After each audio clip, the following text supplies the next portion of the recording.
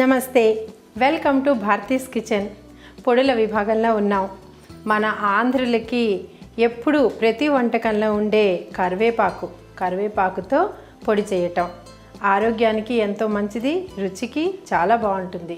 మరి ఈ కరివేపాకు పొడికి కావాల్సిన పదార్థాలు ఏంటో చూద్దాం. కడిగి శుభ్రపరిచి ఉంచిన 1 కప్పు కరివేపాకు ఆకులు, 2 స్పూన్స్ శనగపప్పు, 2 స్పూన్లు మినప్పప్పు, 3 స్పూన్లు ధనియాలు, 1 స్పూను జీలకర్ర, 10 ఎండుమిరపకాయలు, ఇంగువ, ఉప్పు, కొద్దిగా నూనె, చింతపండు, వెల్లుల్లిపాయలు.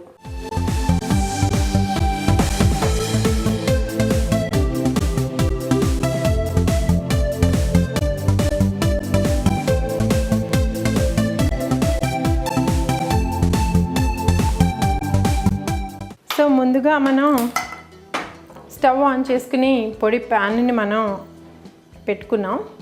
అయితే మినప్పప్పు మనం పొట్టున్నది తీసుకున్నాం, ఎందుకంటే హెల్త్ వైజ్ కూడా మంచిది, మంచి ఫైబర్ ఉంటుంది. అండ్ ఈ పొడులకి ఈ పొట్టున్న పప్పు చాలా మంచి టేస్ట్ని ఇస్తుంది. సో ఇది ఒక 2 స్పూన్స్. మనకి ఎప్పుడైనా సరే ఏదైనా పొడులు చేసుకుంటున్నాము అంటే కొద్దిగా పేషెన్స్తో 1 by 1 వేయించుకోవడానికే టైం పడుతుంది. ఆ తర్వాత మిక్సీలో ఒక్కసారి తిప్పామంటే తొందరగా మనకి పొడి రెడీ అయిపోతుంది. మనకి 15-20 రోజుల పాటు తాజాగా ఉంటుంది. అనేక పదార్థాలకి, టిఫిన్లకి మనకి ఆధారుగా ఉంటుంది. సో మనం పొడులను ఇంట్లో చేసుకునేటప్పుడు ఈ పొడి మూకుల్లో ఒక్కసారి పొడిగా ఈ పప్పుల్ని వేయించుకోవడం అనే ప్రాసెస్ కాస్త ఓర్పుగా చేసుకోవాలి. సో చూస్తున్నారు కదా, మినపప్పుకి ఏంటంటే కొంచెం టైం పడుతుంది. తర్వాత ఈ పప్పులన్నీ విడివిడిగా వేయించి కరివేపాకుతో కలిపి మనం పొడి చేద్దాం.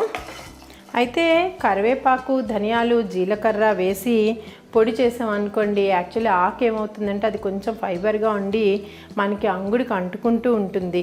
పైగా ఆధారుకి మనకి బైండింగ్ కావాలంటే ఏదో ఒక పప్పులు ఉండాలి. సో శనగపప్పు, మినపప్పు ఏంటంటే కమ్మని రుచిని ఇస్తాయి. అలాగే మన ఆధారు అంటున్నాం కాబట్టి ఈ పొడికి మంచి టేస్ట్ని ఇస్తాయి. అలాగే మనం కరివేపాకు పొడి అన్నాం కాబట్టి మన దొడ్లో ఉండే లేత కరివేపాకు తీసుకుని దాన్ని చక్కగా ముందు రోజు కడిగి పల్చని బట్ట మీద ఆరబెట్టి ఉంచుకుంటే మనకి ఇలా ఫ్రెష్గా ఉండే కరివేపాకు లభ్యమవుతుంది. సో ఈ కరివేపాకుతో పొడి చేస్తే కమ్మని వాసన గల ఈ పొడి ఎంతో రుచిగా ఉంటుంది. అలాగే మనకి ఈ సీజన్ చేంజ్లో కానీ లేకపోతే ఎప్పుడైనా మనకి హెల్త్ బాగాలేనప్పుడు అలాంటప్పుడు ఏంటంటే ఈ పొడి మన లాలాజల గ్రంథుల్లోంచి చక్కని లాలాజలం ఊరేలా చేసి, ఎందుకంటే ఈ వాసనతోటే మనకి చాలా కడుపు నిండిపోయినట్టు అనిపిస్తుంది. సో ఆ విధంగా మనకి ఈ కరివేపాకు పొడి ఏంటంటే జీర్ణానికి ఎంతో ఉపయోగకారిగా ఉంటుంది, రుచి బాగుంటుంది, ఇంకా దానికి ఆరోగ్యానికి కూడా ఎంతో మంచిది అని చెప్పినప్పుడు మనం ఇలాంటి పొడులని కంపల్సరీ మన కిచెన్లో ఉంచుకోవడం ఎంతో అవసరం.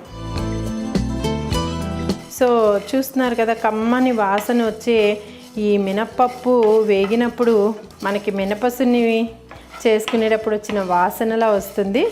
సో ఈ కలర్ కూడా మీరు చూస్తే కొంచెం తెల్ల సైడ్ మనకు కనపడుతుంది. యాక్చువల్లీ మనం పొట్టున్న పప్పు తీసుకున్నాం కాబట్టి. మరొక విషయం ఏంటంటే ఏదైనా పొడులు చేసుకున్నప్పుడు మనం ఎక్కువ క్వాంటిటీ చేసుకుంటే దాన్ని గట్టి మూత లేకపోతే మన కంటైనర్, మంచి గాలి తగులని కంటైనర్స్లో ఫ్రిడ్జ్లో నిల్వ చేసుకోవడం కూడా చేయొచ్చు. కాకపోతే మనం 15 రోజులకు ఒక్కసారి ఇలా ఫ్రెష్గా చేసుకుని మన ఇంట్లో డబ్బాలో పెట్టుకుంటే అది నిలవ కంటే కూడా ఎప్పటికప్పుడు ఫ్రెష్గా మనం కన్జ్యూమ్ చేస్తే మరింత ఆరోగ్యం. కాబట్టి తక్కువ క్వాంటిటీ 2 స్పూన్స్, 1 స్పూన్ వేసుకుని మనం చేసుకోవడం ఇంకా ఆరోగ్యకరమేమో ఆలోచించండి. సో చూస్తున్నారు కదా, ఈ విధంగా మనకి మినప్పప్పు వేగిపోయింది. ఇదే మన మూకుల్లో మరి కొంచెం టైం పడుతుంది అనుకుంటాం కాబట్టి శనగపప్పు, ఇది కూడా ఒక 2 స్పూన్స్, సుమారుగా 2 స్పూన్స్ వేసి దీన్ని కూడా మనం పొడిగానే వేయించుకుందాం. సో చూస్తున్నారు కదండి, ఇది కూడా మనకి గోల్డెన్ బ్రౌన్ కలర్లోకి కరకరలాడుతూ చక్కగా వేగిపోయింది. ఒక 2 స్పూన్స్ సుమారు ఆల్రెడీ వేడిగా ఉంది కాబట్టి మనం ప్యాన్లో జీలకర్ర వేస్తే ఒక్క 2 నిమిషాల్లో ఇది వేగిపోతుంది. ఎక్కువ టైం పట్టదు కాబట్టి మనం జీలకర్రని ఒక్కసారి వేయించుకుని తీసేద్దాం. సో దీని తర్వాత మరో ముఖ్యమైన ఇంగ్రీడియంట్ ఏంటంటే ధనియాలు. అసలు ధనియాలు లేనిదే ఏ పొడికి కూడా రుచి ఉండదు కదండి. సో అలాంటి ధనియాలు ఒక 3 స్పూన్స్ వేసుకుందాం. మళ్ళీ అగైన్ ధనియం ఆరోగ్యానికి ఎంతో మంచిది, డైజెషన్కి మంచిది. చాలా వరకు నేషనల్లీ ఇంటర్నేషనల్లీ కూడా మనకి కొత్తిమీర ఒకటి, ధనియాలు ఒకటి చాలా చోట్ల వాడడం గమనిస్తూ ఉంటాం. దీని అరోమాలో ఆ స్పెషాలిటీ ఉందేమోనండి. అయితే మనం ఈ కరివేపాకు పొడికి వేయించుకుంటూ దీన్ని ఎన్ని విధాలుగా వాడుకోవచ్చు. అలా క్విక్గా మన హౌస్ వైఫ్స్ కానీ లేకపోతే జాబ్కి వెళ్ళిపోయే అమ్మలు కానీ వెరైటీ లంచ్ బాక్సులు మన పిల్లలకి అందించాలని తాపత్రయపడే మదర్స్కి కానీ ఎవరికైనా సరే ఇది ఇంట్లో ఉంటే చాలా కన్వీనియంట్గా అనిపిస్తుంది. ఒక్కొక్కసారి ప్రతిసారి అదే కూరలు పెట్టడం, అదే లంచ్ బాక్స్, ఆ రొటీన్ నుంచి మనం బయటపడాలనుకున్నప్పుడు సన్నగా తరిగిన పచ్చిమిరపకాయలు, తర్వాత ఏమో మన ఉల్లిపాయలు, పల్లీలు ఉంటే పల్లీలు లేదా కాజు చక్కగా అన్నీ ఒకసారి వేయించుకుని వేడివేడి అన్నం అందులో కలిపి మనం ఈ దానికి 2 స్పూన్స్ కరివేపాకు పొడి జోడించి మరి కొద్దిగా ఉప్పు, మళ్ళీ మన నూనె వేసి మన లంచ్ బాక్సుల్లో అందిస్తే చాలా వెరైటీగా కమ్మని ఈ పొడితోటి మన లంచ్ బాక్సెస్ పిల్లలకి చాలా ఇష్టంగా తినడానికి కన్వీనియంట్గాను అనిపిస్తాయి, ఆరోగ్యానికి కూడా ఎంతో మంచిది.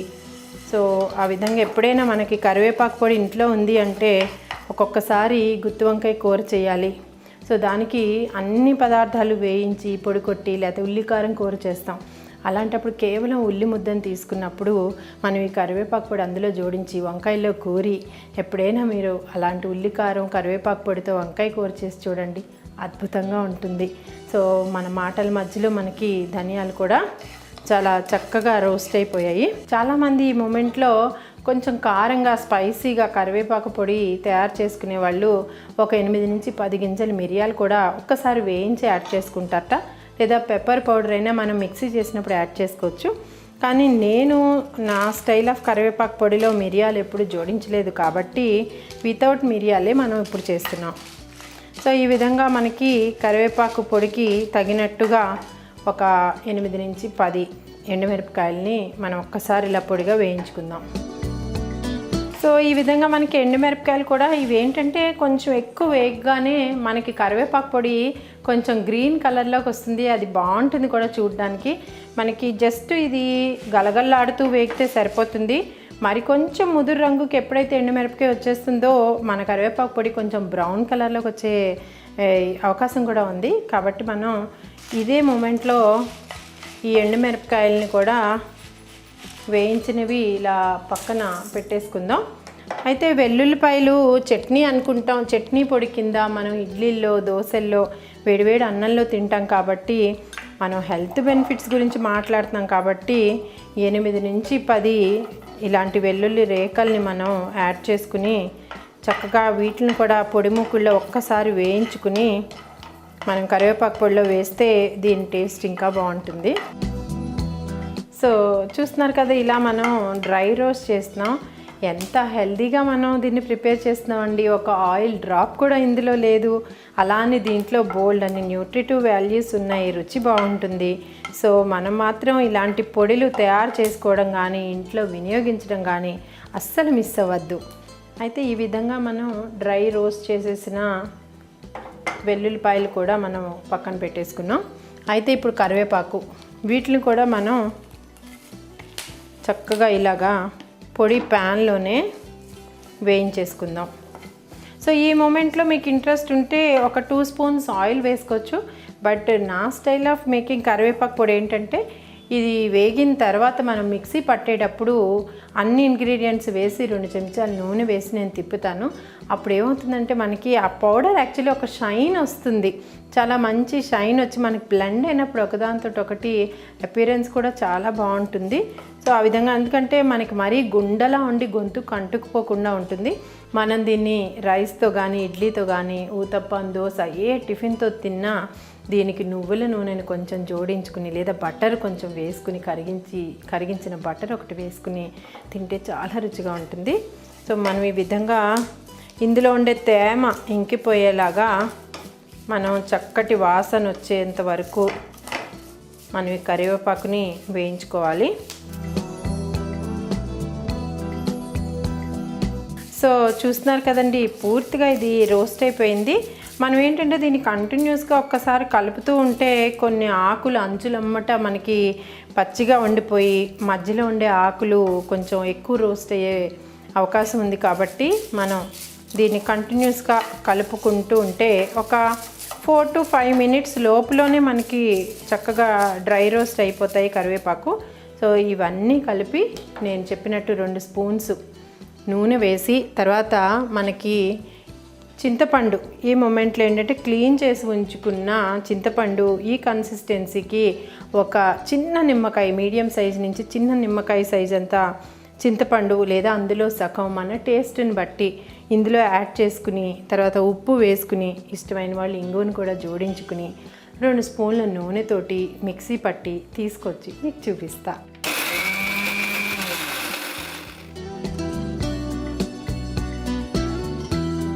సో చూస్తున్నారు కదా, కరివేపాకు పొడి కమ్మని వాసనతోటి రెడీ అయిపోయింది.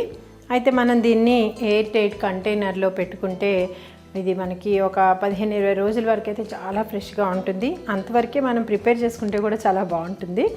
సో ఈ విధంగా కరివేపాకు పొడి రెడీ కాబట్టి వేడి వేడి ఇడ్లీలు కూడా రెడీగా ఉన్నాయి. సో ఇది ఇడ్లీతో పాటు తిన్నా అన్నంతో పాటు తిన్నా చాలా బాగుంటుంది. సో ఈ కరివేపాకు పొడి మీకు నచ్చింది అనుకుంటున్నాను. మీ కిచెన్లో కూడా ఇది చేసుకుని తిని ఎంజాయ్ చేస్తారు కదా.